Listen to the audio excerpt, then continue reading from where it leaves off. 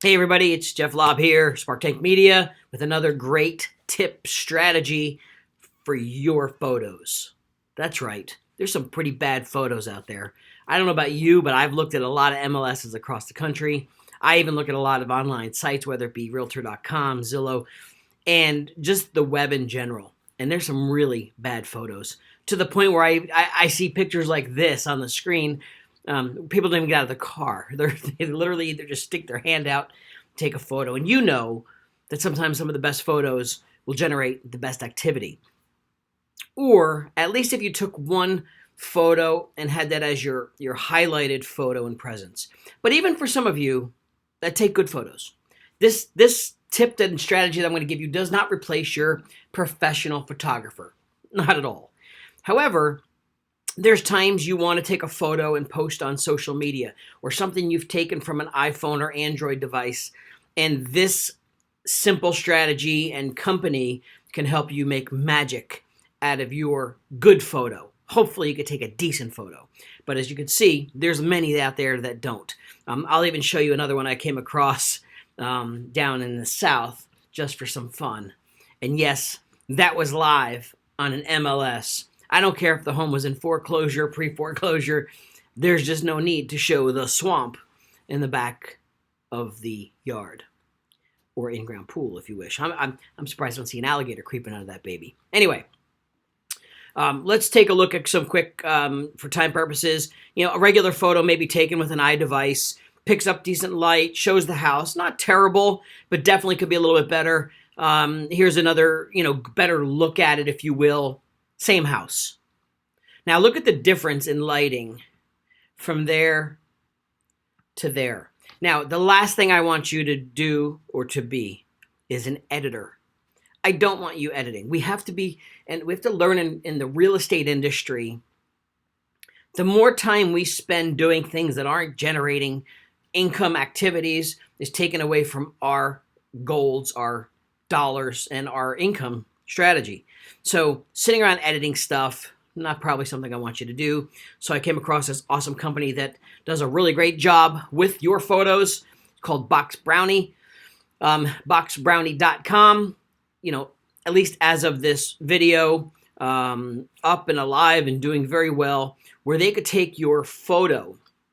And while they can do a whole bunch of things. The one thing I like is the twilight photo, or maybe a photo where they highlight it under lower light conditions, which maybe you pay a photographer to do. But if you look at even at the photo here, the light conditions during the day versus a night twilight shot with lights in the house, or these are different looks that can be done all through the editing of Box Brownie.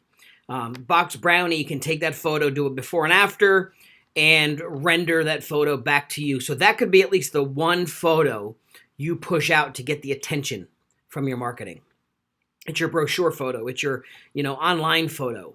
They could do other things such as, virtual staging, the before and after. If you have an empty home, someone who relocated, someone who simply just moved, or just an abandoned property, or whatever it might be, condo.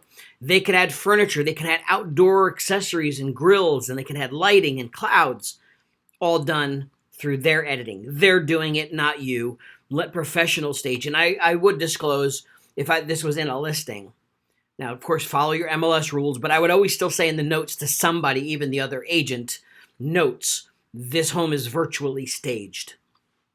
Just something I would say, something I would do so that when they show up there and there's nothing in the house, they can at least get a feel. And some people, like even myself, need to see and have that vision of what could be there. All right, so that's virtual staging. They also can take the lighting conditions, look at these before and afters, the photo up in the top left to the photo on the right. Bright, airy, different look.